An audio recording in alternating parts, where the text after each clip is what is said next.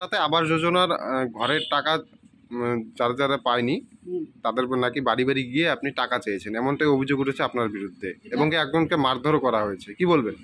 এটা ভিত্তিহীন অভিযোগ। আমি ওখানে যাই নাই। হ্যাঁ, এরা চক্রান্ত করে আমাকে ফাঁসানোর জন্য এই কথাগুলো বলছি।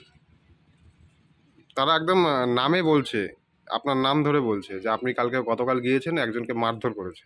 না না, আমি তো যাই নাই। আমি রাস্তার ধার দিয়ে আমি এক বন্ধুর বাড়ি যাইতেছি, তখন আমাকে গালিগালাজ পাচ্ছে। আমি শুই না, আমি ওখান থেকে কাটিয়ে পড়ি। এরকম কোনো ঘটনা ঘটেনি?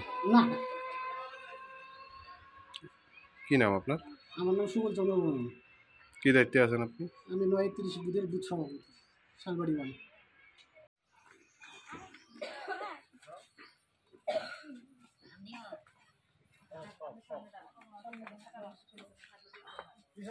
বাচ্চা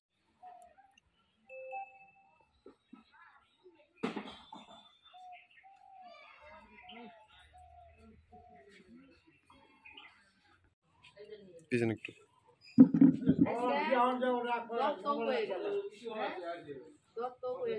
শ্যামলের বাড়ি, শ্যামলের ভাগ্যে শরীর যত আছে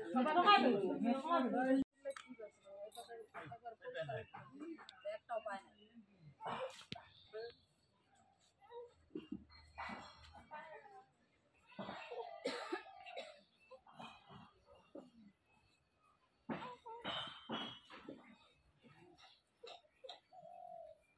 কালকে ওই বাড়িতেই বসেছিলাম। বাড়িতে বসে থাকার পর ঘন্টাখানেক বসে থাকার পর আমি ওইদিকে একটু রাস্তার দিকে একটু আগাইতেছি এই মাত্র দেখি ৫-৭ জন লোক আগাইতেছে আর আমার নাম ধরে ডাকতেছে, নেতা সুবল। সুভাষ দা আছিস? তাহলে হ্যাঁ আমি আছি, বাড়িতেই আছি।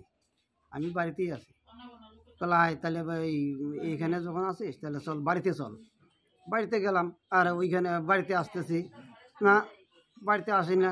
তারপরে ওই যে টাকার কথা বলছিল, ঘরের টাকা কি বলছিল? যে এই ঘরের টাকা তুই টাকা দিস তাহলে তোর নামে ঘর ঢুকবে, নাহলে ঢুকবে না। লিস্টে আপনার নাম আছে? হ্যাঁ, লিস্টে নাম আছে। তাহলে টাকাটা কিসের জন্য চাইলো? টাকাটা চাইলো, এটা ভোট চাইলো। ওদের টাকা দিতে হবে? হ্যাঁ, টাকা দিতে হবে। কারা চায় টাকা? টাকা চাইলো ওই যে সুবল বর্মন, ওই বুথ সভাপতি, তৃণমূলের বুথ সভাপতি। হ্যাঁ। আপনি কোনো দল করেন? হ্যাঁ, আপনি কোনো দল করেন? আমি টিএমসি করি। আচ্ছা, আমিও টিএমসি করি। কর্মী? আমি কর্মী হিসেবে, এমনি সাধারণ কর্মী হিসেবে আমি বেড়াই, ওদের সাথে বেড়াই, এইটুকুই আমার। আর তাছাড়া আমার আদার্স কোনোদিন কারোর 5 পয়সা আমি কোনোদিন খাইও নাই, কোনোদিন নিয়েও নাই। এমনি আপনি কি করেন, কি কাজ করেন? আমি কৃষিকাজই করি। তখন আমাকে সুবল এসে একটা হুঁশি মারলো, আর আমি ওই মুহূর্তে। আপনি কি বলছেন যে টাকা দিবেন না? না, আমি বলছি না, কোনো টাকা দেব না। তাই আমি বলছি যে না, টাকা দিব না। তোমারই একটা হুঁশি মারাতে আমিও হাত উঠাইলাম, কে জানি আমার হাতটা ধরে ফেললো, আমি আর মারতে পারলাম না। তখন আস্তে আস্তে ওরা আগাইতেছে, এত কথা বলে আগাইতে সবাই চলে গেল। 2 জন থাকলো, চানমোহন দাস, দুলাল দাসের সাথে অনেকক্ষণ তর্ক বিতর্ক চলে। তারপরে ওরা কিছুক্ষণ পরে ওদেরকেও ছেড়ে দিলাম, তো চলে যাও। তারপরে বললাম চানমোহন দাসকে যে এই মোবাইলটা লাগাও তো, নেতা সুবলের নামে ফোনটা করে দাও। বললাম আমি ফোন করব না, কি করার আছে তুমি করো। তারপরে আমি কি করব, তখন বাড়ি থেকে সবাই অনেকক্ষণ থাকার পরে আমরা বাড়িতে চলে আসলাম। বাড়িতে চলে আসার পরে এগুলি আলোচনা শুরু হইলো। হওয়ার পরে আর কি করবো, সবাই বাড়ি গেল, আমরা বাড়ি গিয়ে শুয়ে পড়লো। আমরাও এসে খাওয়া দাওয়ার পরে পঞ্চায়েতে খবর করা হয়েছে, বিজেপির পঞ্চায়েত। নামটা কি? মনোজ বর্মা। ওকে ডাকা হয়েছে, বা আমার ছেলে গিয়া ও 3 জনকে উঠাই নিয়ে আসছে। বলে ওদের গাড়িটা খারাপ, তাহলে আমাকে নিয়ে যাও।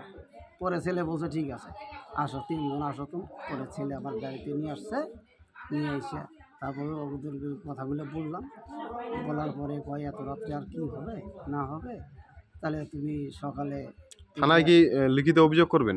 হ্যাঁ, আমি করব। আচ্ছা, থানায় লিখিত অভিযোগ করব। কোনো চিকিৎসা করাইছেন? চিকিৎসা আমি করাইনি, আমি এখনই যাব হাসপাতালে যাবেন? আমি হাসপাতালে যাব, তারপরে অভিযোগ করবেন? হ্যাঁ, তারপর আমি আগে হাসপাতালে। কি নাম আপনার? আমার নাম সুভাষ চন্দ্র দাস। এই জায়গাটার নাম কি? বাসরাজা। কত নম্বর বুথ এটা? এটা 29 নম্বর বুথ। 9-29 29 নম্বর বুথ, শালবাড়ি 1। শালবাড়ি 1।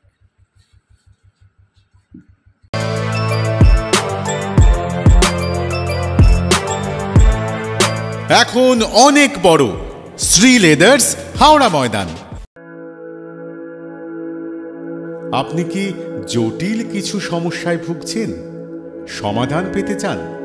যোগাযোগ করুন প্রখ্যাত জ্যোতিষ ও তান্ত্রিক মনসারাম ভট্টাচার্যের কন্যা মনসা কন্যার সাথে। প্রখ্যাত জ্যোতিষ ও তান্ত্রিক মনসা কন্যা হাওড়া জানবাড়ি ও হাতিবাগানের নিজস্ব মন্দিরেও বসেন। যোগাযোগ 9830106967 আর 9239655323।